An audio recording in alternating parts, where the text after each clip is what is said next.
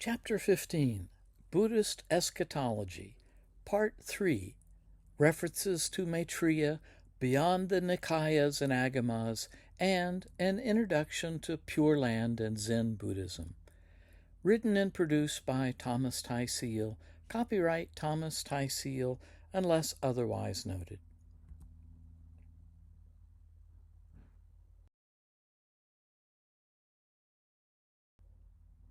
We switch now to look at references to Maitreya that can be found beyond the oldest Buddhist scriptures, the Nikayas and Agamas. These usually pick up with occasional variations and sometimes fantastic elaborations the themes discussed earlier. For example, there are 5 sutras in the Chinese canon that deal with the descent of Maitreya from the Tushita heaven, as pictured here. One sutra deals with how Maitreya became a bodhisattva, his ascent. Together, these are known as the 6 Maitreya Sutras. The imagery in the Ascent Sutra is quite fantastic, enough to make anyone want to attain it. Indeed, it spawned a powerful Pure Land movement of Buddhists wanting to be reborn in this Tushita heaven where Maitreya rules.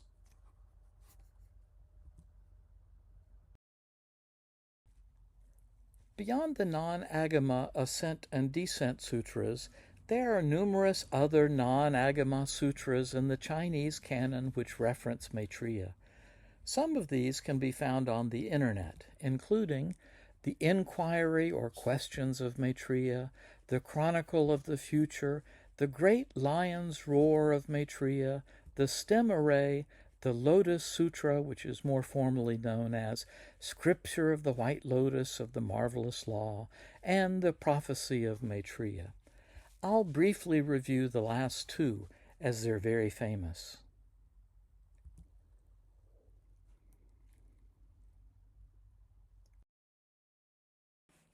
The Lotus Sutra is not really about the Maitreya. Its focus is on describing how the Buddha used different means and parables to teach people and how the 3 vehicles, or yanas, for attaining enlightenment, the path of the listener who studies under a fully awakened teacher, the path of an individual who achieves enlightenment on their own, and the path of an individual who achieves enlightenment and sets about trying to help as many others as possible, are all part of one vehicle, ekanyana, and that all beings can become enlightened. Nevertheless, as the Lotus Sutra is very famous and many people learn of Maitreya through it, I'll cover this part of it.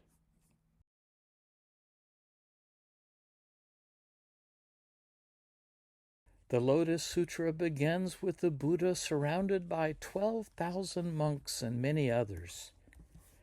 Thus have I heard, once the Buddha was staying in the city of Rajagra on the mountain called Gurdrakuta, together with a great assembly of 12,000 monks, all of whom were Arahants, whose corruption was at an end, who were free from the confusion of desire, who had achieved their own goals, shattered the bonds of existence, and attained complete mental discipline. In addition, 18,000 bodhisattvas, effectively angels, were in attendance, 18 of which were named, with one being Maitreya and another named Manjusri. 4 kings were also gathered to hear Gotama teach a sutra about the immeasurable meanings of samadhi, the Mahanirdesa.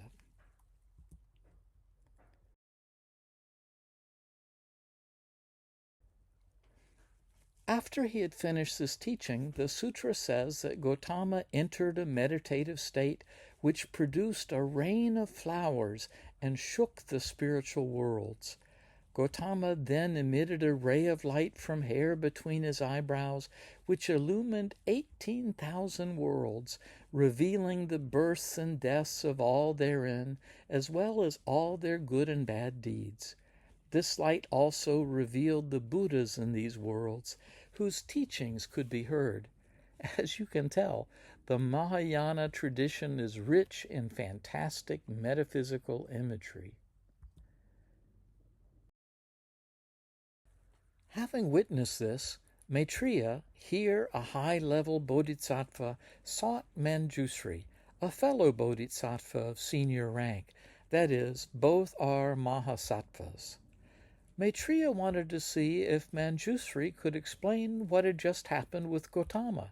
The two are shown conversing in the picture shown here. Manjusri explained that he had seen what happened before.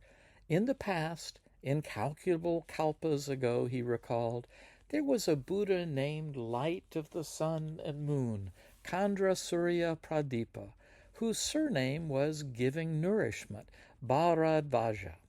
Like Gotama, this Buddha taught the true Dharma of the Four Noble Truths, dependent origination, and the six perfections, the paramitas, generosity, ethical discipline, patience, joyful effort, meditative concentration, and wisdom. Manjusri then explained that 20,000 more Buddhas with the same name followed this Buddha. Manjusri then explained, O Maitreya, you should know that these Buddhas, beginning from the first up to the last, all had the same name, Kandra Surya Pradipa, that is, light of the sun and moon, and that they were each endowed with 10 epithets. The Dharma that they taught, Manjusri said, was good in the beginning, the middle, and the end. The last of these Buddhas, the next verse says, had fathered 8 princes who ruled with power, discipline, and integrity over 4 continents.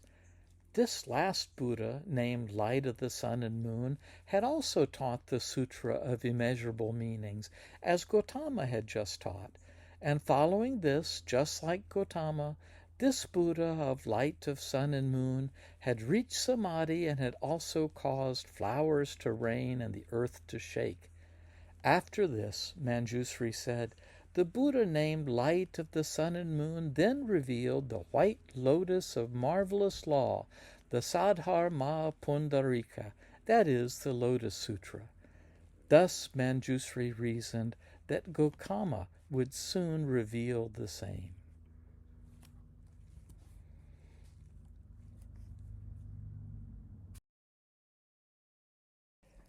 Manjusri also explained that before this last Buddha, named Light of the Sun and Moon, passed into final nirvana, that is, died, he foretold to his 8 sons that one of the bodhisattvas then present, named Sri Garbha, would become the next Buddha, but would have a different name, Vimala Anga Netra, meaning pure body and eye.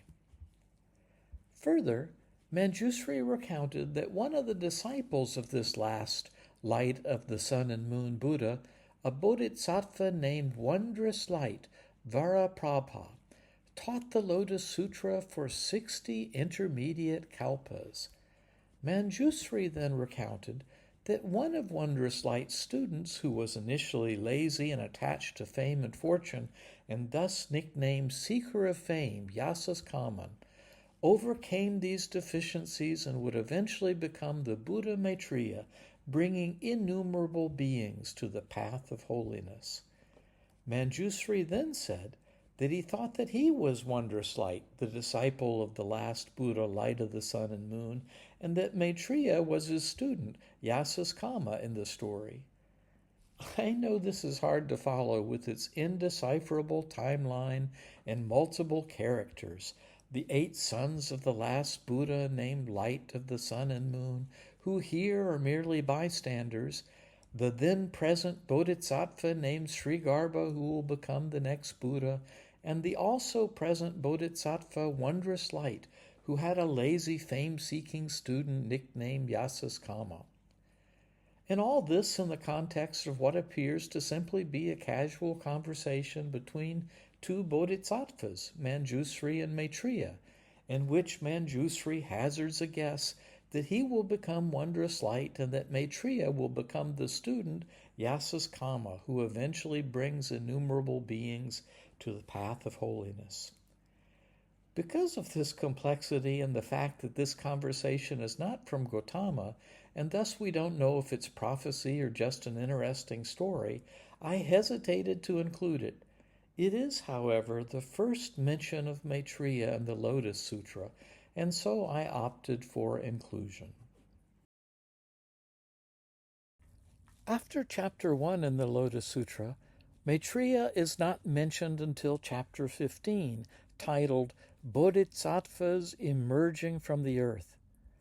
Chapter 15 tells the story of how high-level bodhisattvas from other worlds offered to help spread the message of the Lotus Sutra.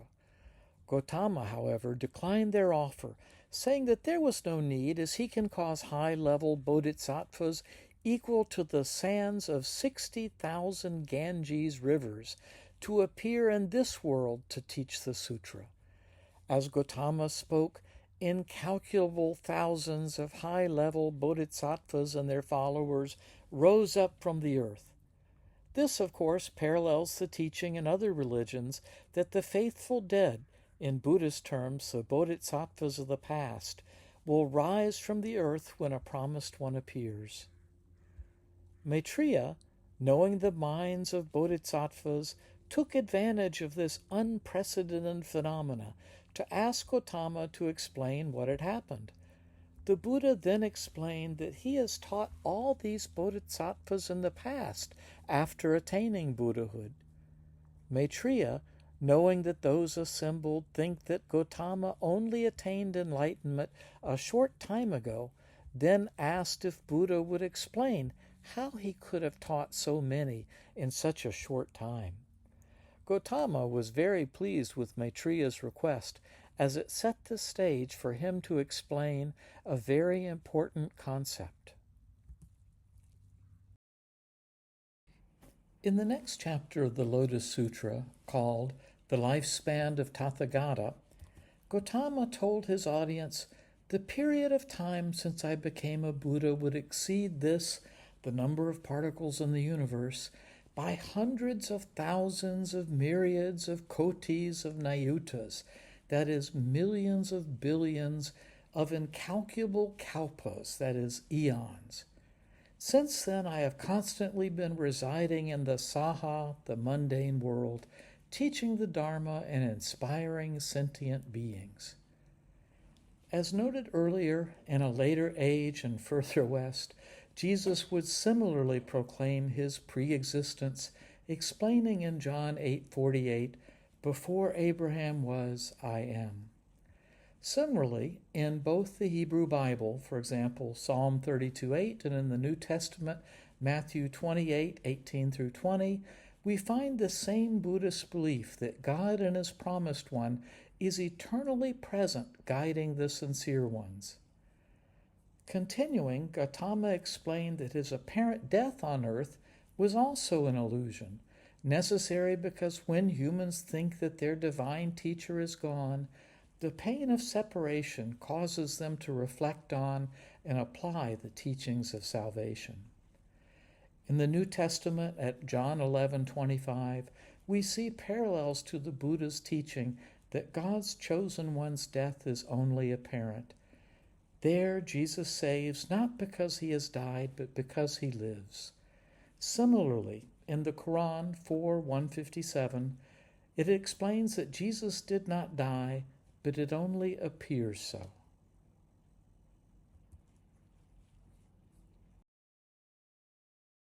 Gotama explained that he does not see the world as those on earth see it.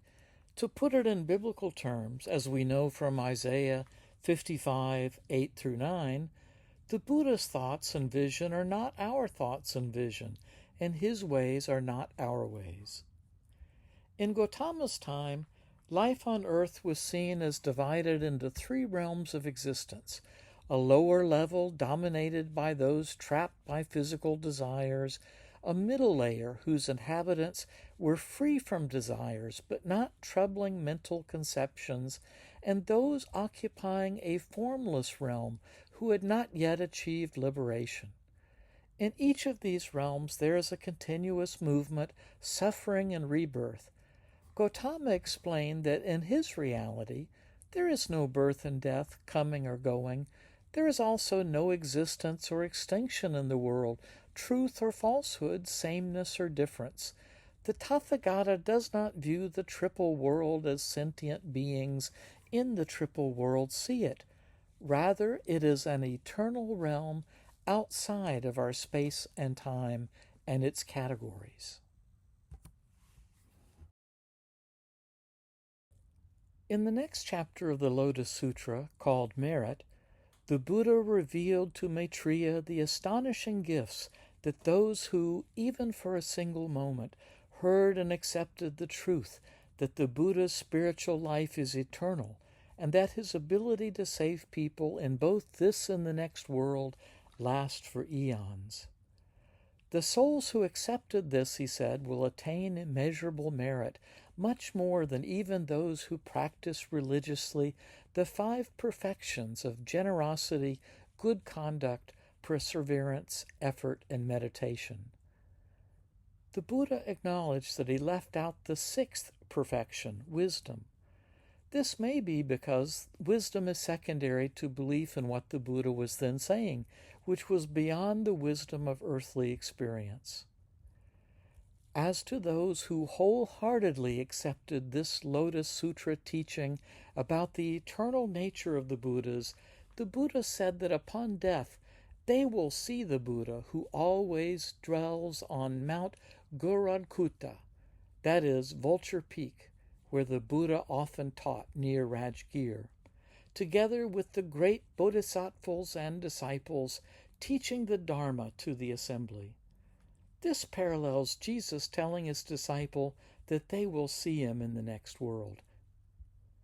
Gotama then went on to say that those who recite, preserve, and explain the Lotus Sutra do not have to build stupas and monasteries and make offerings to the Buddha, as they have already built spiritual ones, though their reward is even greater if they also make efforts to celebrate Buddha and practice the 6 perfections.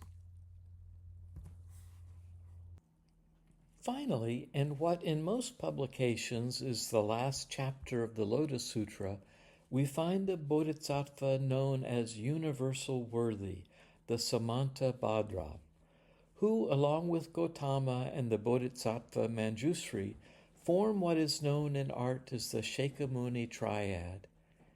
This universal worthy Bodhisattva is known for the 10 Great Vows he created for Bodhisattvas. For example, to pay homage to all the Buddhas, to rejoice in the merits of others, and to always study the teachings of the Buddha. He's also known as the protector of those who teach the Dharma, and here in this last chapter, we learn that those who follow his course of duty belong to those who have planted good roots under many Buddhas, and whose heads are caressed by the hands of the Tathagatas. Further, we learn that those who shall write this Lotus Sutra and comprehend it shall, when they disappear from this world after having written it, be reborn in the company of the gods of paradise, and at that birth shall 84,000 heavenly nymphs immediately come near them. This is similar to a belief held by some in Islam, based on a weak hadith, that the true believer will receive the reward of 72 beautiful maidens if martyred for the faith. One who writes the sutra with undistracted attention, we learn, shall be supported by the hands of 1,000 Buddhas, and at the moment of his death he shall see another 1,000 Buddhas face to face. He shall not sink down into a state of wretchedness, and after disappearing from this world, he shall enter the company of the Tushita gods, where the Bodhisattva Mahasattva Maitreya is residing, and where, marked by the 32 sublime characteristics, surrounded by a host of bodhisattvas, and waited upon by hundreds of thousands of myriads of coolies, servants, of heavenly nymphs, he is preaching the law. Thus, in this final chapter of the Lotus Sutra, we learn the importance of Maitreya. He's not just one of many bodhisattvas, but the glorious Buddha to come, reaffirming the Theravada belief that Maitreya will be the next Buddha to visit this world.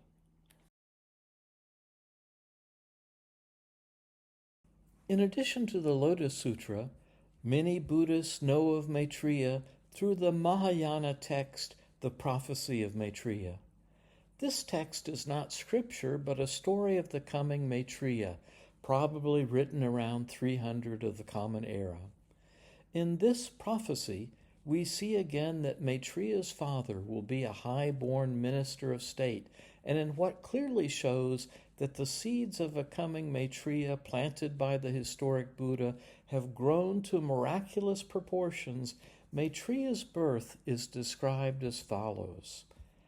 The best of men will exit the womb from the right side of his mother, just like the shining sun coming out from behind a mass of clouds.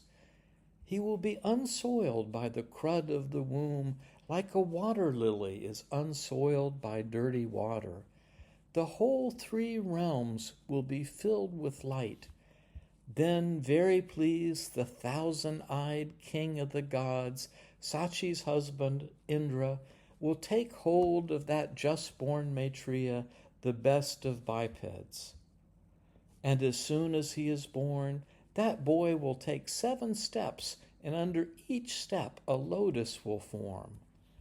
Looking upwards in the 4 directions, he will proclaim these words, "This is my last life. There will be no more rebirths. I will not again visit this world. Without contaminations, I will go to uncontaminated nirvana."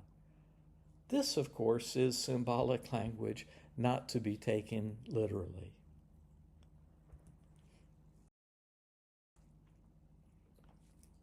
The, quote, prophecy continues by describing Maitreya's triumphal entry into a city.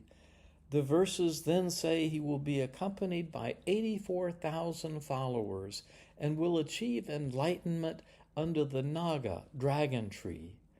He will then teach people about the truths of suffering, the arising of suffering, and the transcendence of suffering. Then in a garden covered in flowers, he will explain to assembled Buddhists that they have attained the presence of Maitreya because they were true to the Buddha's teaching and the community. The prophecy then says that Maitreya will guide the hearers with the 3 types of miracles. Thereby all of them will cast away their outflows and be joyful. His first congregation, the verses say, will be a full 960 million hearers. That's about the population of the earth in the 1840s. The second, we are told, will be 940 million, and the third, 220 million. The verses then say, having set in motion the wheel of the doctrine, and indeed, having educated gods and men, he will go begging food in the city, accompanied by the community of hearers. Then, when 100 sages cast saffron flowers, there will be wonders, belief, and matters of great significance. Mandara flowers will rain down there in that best of cities, and the gods will strew flowers over that sage who has come to the city. Maitreya will then teach the good doctrine for 60,000 years, and passing into final nirvana, the world beyond, the true doctrine will remain on earth for 10,000 years. The prophecy then concludes, therefore, those who here and now are desirous of emancipation and long for magnanimity should remember the teachings of the Buddha and make the good doctrine their teacher. In short, stay true to the historic Buddha's teaching until Maitreya comes.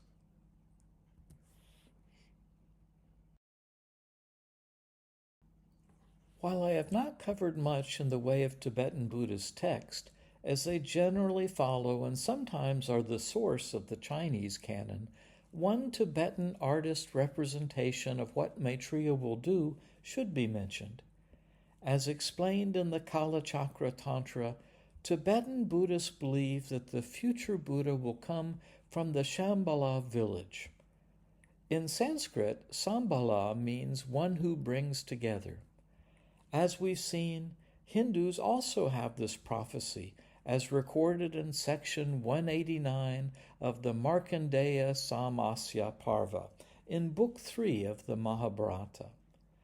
Represented in a common Tibetan mandala, there are 9 villages in Shambhala, 1 central village and 8 surrounding ones, with Maitreya ruling from the central village. The number 9 is sacred to Tibetans and Chinese, as it's the highest numeric symbol before the symbols repeat each other, and here symbolizes that at the end times, the Promised One will bring all human villages together. In the Hindu version, it is Kalki, the destroyer of filth, who is the central ruler, not Maitreya, but both names are symbolic.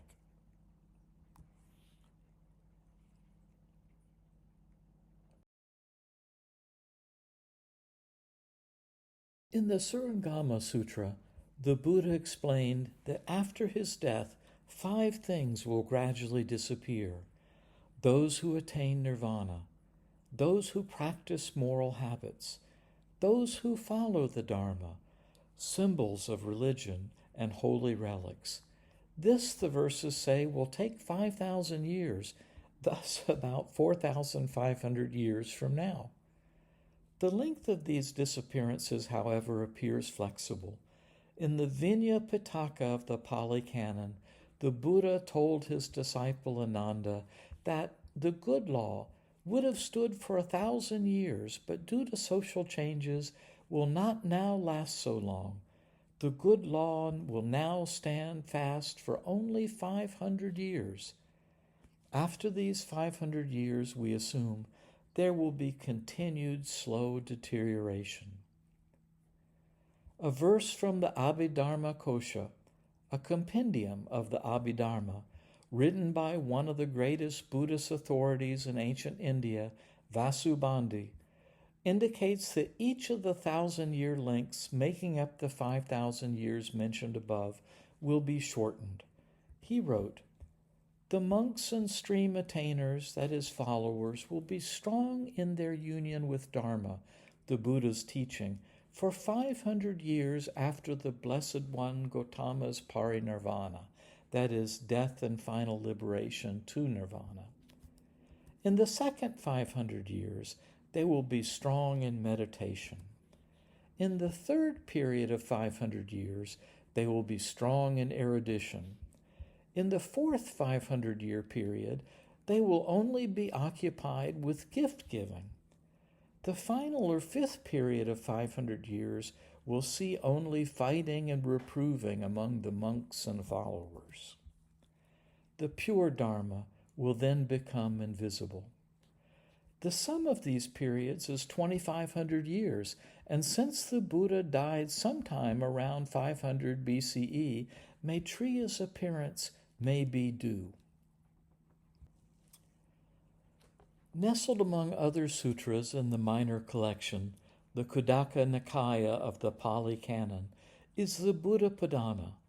It's not really a sutra, but rather a poem, part of a collection of biographical stories of Buddhist notables. The poem begins, "Now with a pure mind attend to the tradition of the previous excellent deeds of the Buddhas, the innumerable kings of righteousness, replete with 30 perfections. To the supreme enlightenment of the best of the Buddhas, to leaders of the world together with their orders, I bowed down, paying homage with joined hands. In the Buddha realm, as many as are there the numerous jewels, both in the heaven above and on the earth below, I brought all to my mind." Here, right away, we encounter the concept of pure Buddha realms, which we have just learned are innumerable. Buddha realms became a very important part of Mahayana Pure Land Buddhism.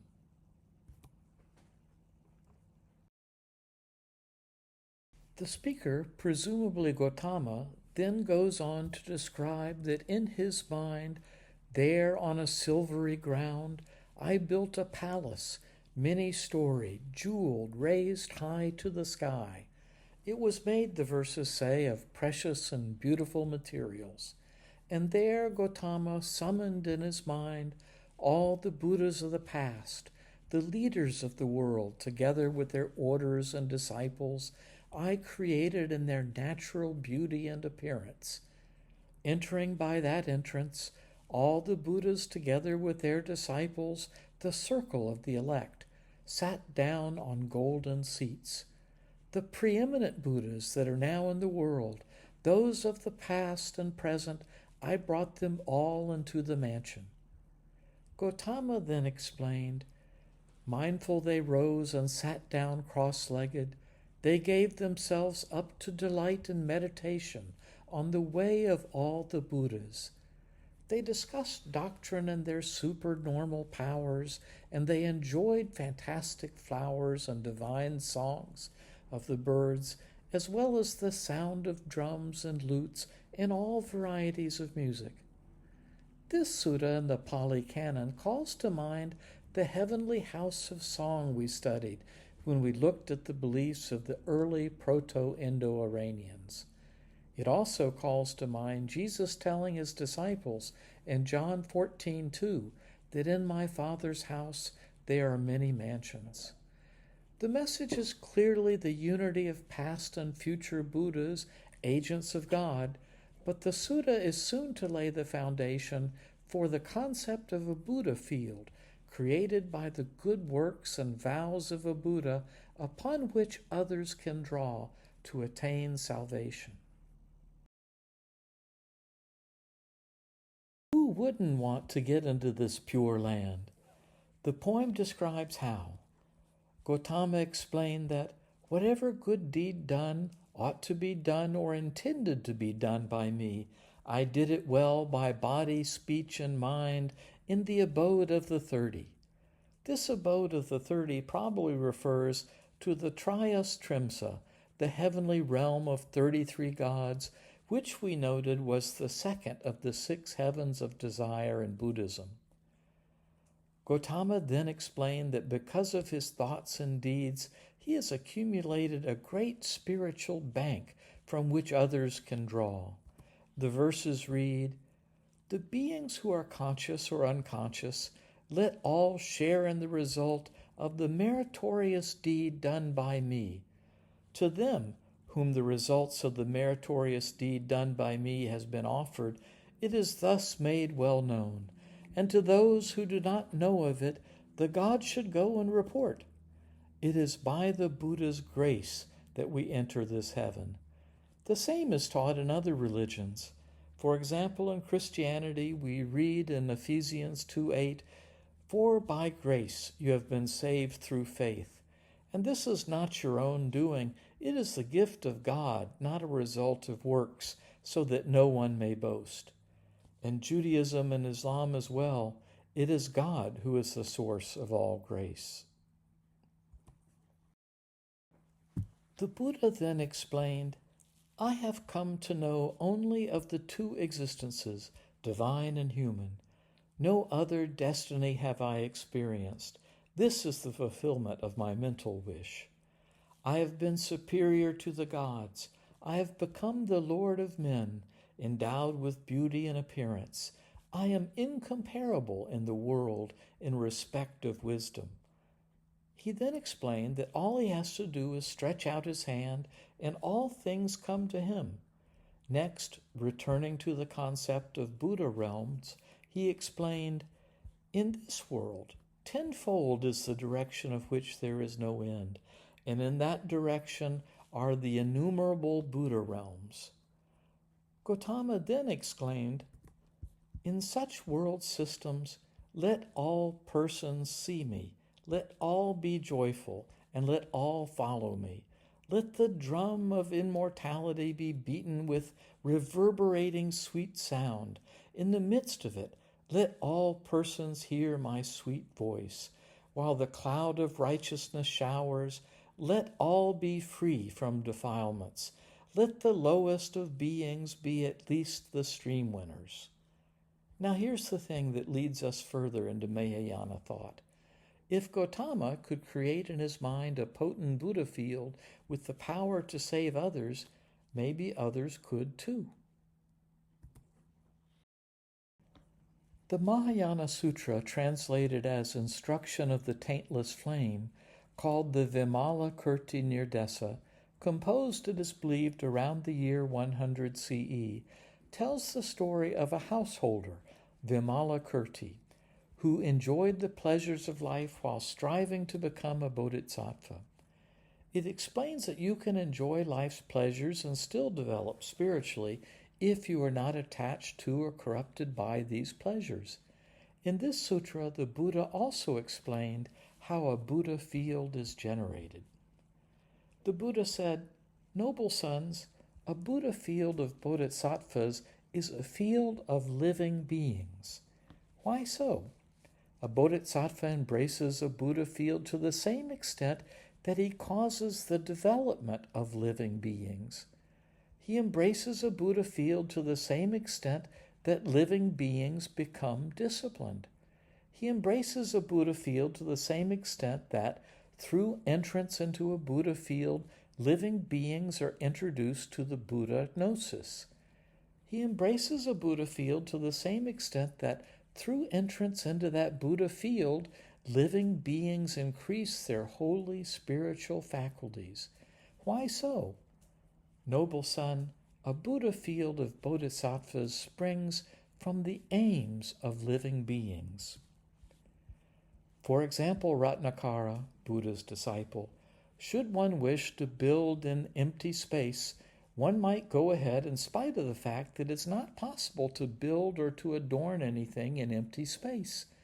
In just the same way, should a bodhisattva who knows full well that all things are like empty space wish to build a Buddha field in order to develop living beings, he might go ahead in spite of the fact that it is not possible to build or to adorn a Buddha field in empty space. Yet, Ratnakara, a bodhisattva's Buddha field is a field of positive thought. When he attains enlightenment, living beings free of hypocrisy and deceit will be born in this Buddha field. Thus, it is not just Buddhas who have Buddha fields, but any living being who is on the spiritual path, desiring to be a compassionate bodhisattva. And these fields are also a heavenly destination for those who long for this bodhisattva and walk his or her path. This sets us up to meet the central figure in Pure Land Buddhism, the bodhisattva Amitabha. While not seemingly connected to prophecies about the coming Maitreya, we need to discuss Amitabha, also known as Amidofu in China and Amida in Japan, as his worship paralleled and eventually surpassed worship of Maitreya in East Asia. Here's a statue of him in Kamakura, Japan. 3 sutras in the Mahayana Chinese canon shown here introduce Amitabha, which means limitless light or glory, and who is also known as Amitaya, meaning limitless life. These sutras also describe the Pure Land or Land of Delight, called the Sukhavati.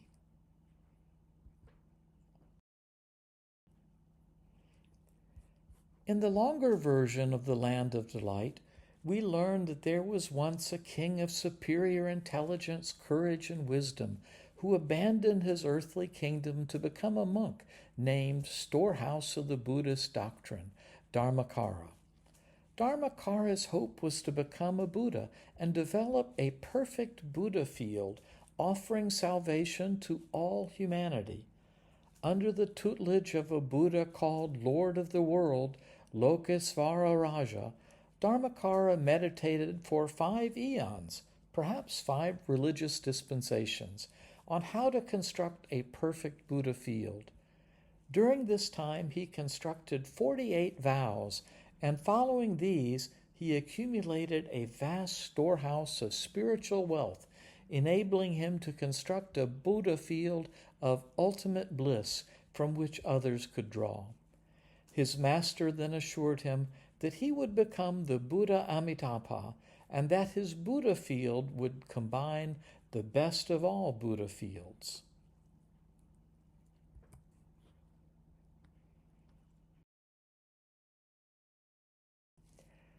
We read in the shorter Land of Bliss Sutra, the Amitabha Sutra, how to draw on this powerful Buddha field designed for all. Gotama explained to his disciple Sariputra, Sariputra, if those sons and daughters of good family hear the name of the Bhagavan Tathagata Amitabha and keep it in mind unwaveringly for 1, 2, 3, 4, 5, 6, or 7 nights, when the hour of their death arrives, they will depart in an undiluted state.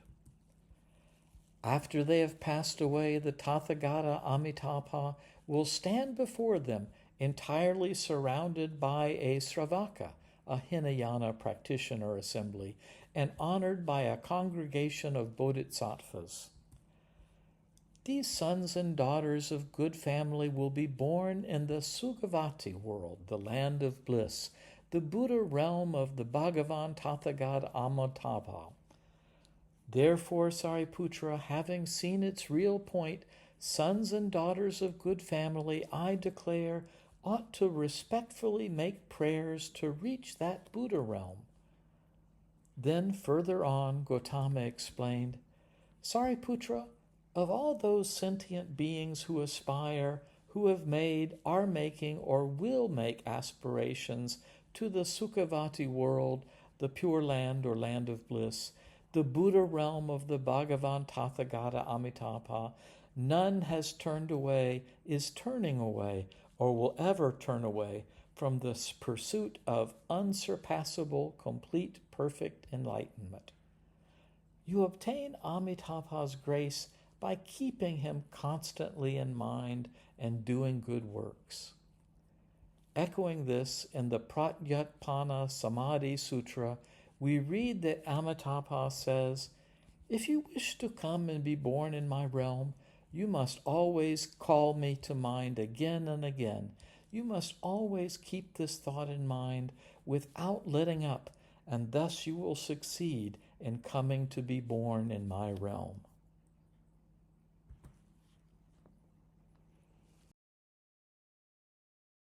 In the shorter Land of Bliss Sutra, the Amitabha Sutra, that while Amitabha's pure land is in the west, there are also pure lands with many Tathagatas in each of the cardinal directions. Perhaps best known is the Tathagata Akshobhya, whose name means immovable. Akshobhya was a monk who vowed to never feel anger or disgust toward any other being, and as he was immovable in this pursuit, he's called Akshobhya. He is painted blue, which represents that he transformed the energy of anger and disgust into wisdom and enlightenment. Akshobhya rules the realm of joy in the East, and he is a central figure in Vajrayana Buddhism. The Mahayana teaching that anyone can become a Buddha leads to efflorescences like Pure Land Buddhism, where Amitabha has effectively replaced Gotama as the focus of devotion. I bet that Dharmakara was a fantastic soul, but I'm not sure he wanted to be worshipped. Gotama is still revered, of course, in Pure Land Buddhism, but it's Amitabha's grace that Pure Landers hold on to. Mahayana's liberal view of who can become a Buddha also leads to the possibility of endless division as new claimants arise seeking attention. From the more conservative Buddhist viewpoint, Mahayana Buddhist conflates the discovery of the Buddha nature within with being a Buddha like Gotama, a Tathagata. Tathagatas like Gotama are rare. In the group discourses arranged by theme, SN 5648, the Buddha explains the chance of being reborn a Tathagata as follows. Mendicants, suppose the earth was entirely covered with water, and a person threw a yoke with a single hole into it. The east wind wafts it west, the west wind wafts it east, the north wind wafts it south, and the south wind wafts it north. And there was a one-eyed turtle who popped up once every 100 years. What do you think, mendicants? Would that one-eyed turtle popping up once every 100 years still poke its neck through the hole in that yoke? It is unlikely, sir. That's how unlikely it is to get reborn as a human being, and that's how unlikely it is for a realized one to arise in the world, a perfected one, a fully awakened Buddha. AI provides a good summary of the key difference between Maitreya's Pure Land and Amitabha's Pure Land, so I'll provide it here.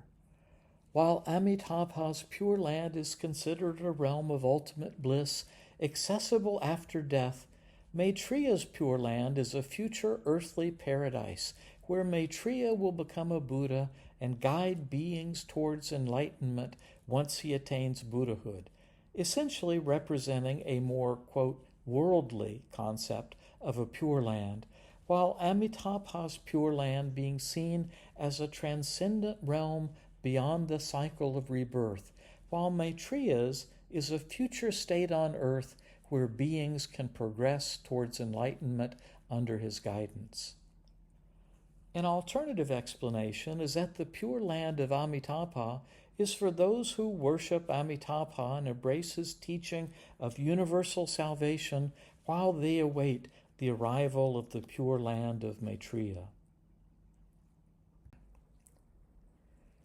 While it is grossly unfair to present Zen Buddhism, called Chan Buddhism in China, in a single slide, AI provides a good summary, so I'll quote that. The essential teaching of Zen Buddhism is to achieve enlightenment through direct experience and meditation, realizing one's inherent Buddha nature. It emphasizes a path of self-effort and mindfulness over scriptures or rituals, using practices like zazen, sitting meditation, and koans, paradoxical anecdotes, to bypass conceptual thinking and awaken to reality as it is.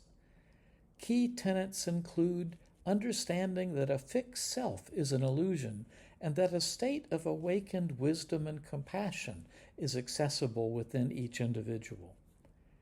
Major texts in Zen Buddhism include the Heart Sutra, Diamond Sutra, the Platform Sutra, and the Lankavatara Sutra. Shown here is a view from Sarnath, a town in Uttar Pradesh whose name comes from a contraction which means Lord of Deer. It's the deer park where the Buddha gave his first sermon to his disciples. It's a good backdrop to begin our summary of Part 3. In this part of Chapter 15, we've seen that the scriptures we reviewed have considerably more literary embellishments than the earlier Buddhist scriptures that we've reviewed. Some of this, no doubt, is a result of the natural inflation that occurs with stories over time. These scriptures are newer than the ones we looked at in Part 1 and Part 2, and we've seen story inflation in other religions too, certainly in the Persian Avestas, the Hindu epics, and in the miracles of the Gospels and in the Hadiths of Islam. While these metaphors and exaggerations may have spiritual significance, generally they should not be taken literally. With the Lotus Sutra, we've seen the notion reinforced that Buddhas are eternal and that they somehow connect with and to some degree can be considered the same as past and future Buddhas. With this perspective, the Buddha explains that his view is not the same as ours. Indeed, Buddhas seem to be able to see the future as well as the past. This parallels what we see in other religious traditions. The Lotus Sutra also painted a very rich picture of heavenly kingdoms, populated by innumerable spiritual beings, and we learn from it the supreme importance of spreading the teachings of the Buddha.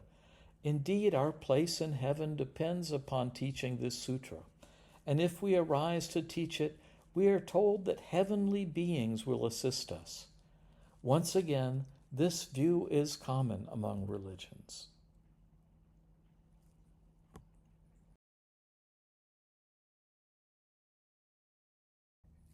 As I continue our summary, I'll show the Ramabhar Stupa in the town of Kushinagar, also in Uttar Pradesh, which is built over the place where the Buddha was cremated. In the Prophecy of Maitreya, we saw again, as we saw in the Agamas, that Maitreya's father will be a high-born minister of state, and we learn that the awaited Maitreya's birth will be miraculous, a story that no doubt grew over time, but that nevertheless emphasizes the exceptional nature of Maitreya and the world-shaking significance of this birth as he fills the three realms of existence with light. Not surprisingly, we learn that the Maitreya will teach the same thing as all Buddhas teach, but the scale of his impact in the world seems much larger. He seems to address the whole of humanity. We also see again, as we saw in the Agamas, an indication that there will be three congregations or assemblies when Maitreya comes, with the biggest impact felt during the first. It is the last, however, that has the most lasting impact, as the Maitreya's teaching will last 60,000 years, a little less than the 84,000 years we saw in the Agamas.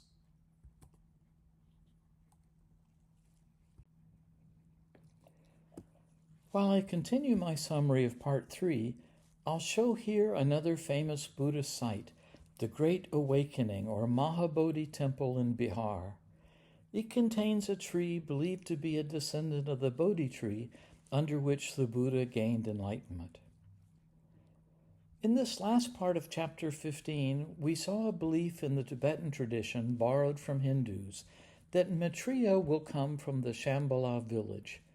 Recall that Shambhala means one who brings together. So this matches with the name Maitreya, which also refers to bringing people together.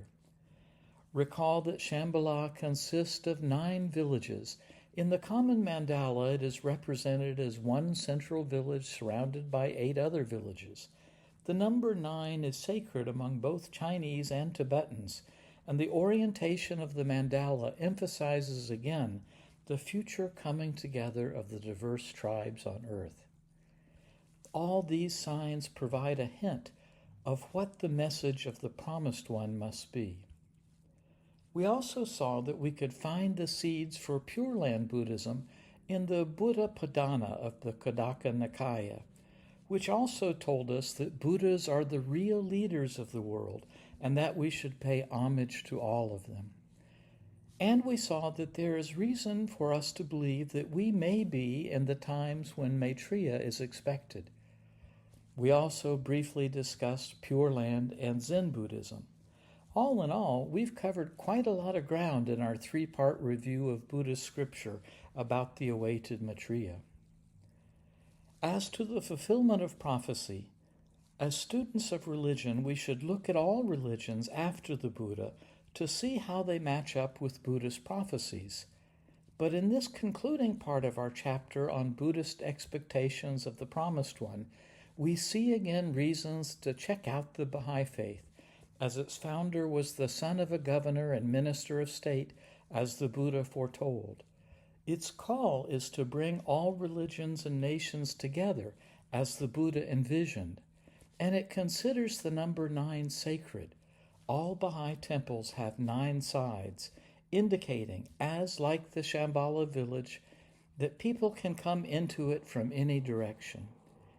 We even see in the adjective Abha, which Baha'is use to refer to the light or glory of God, a reflection of the name Amitabha, and perhaps why reciting it is so important.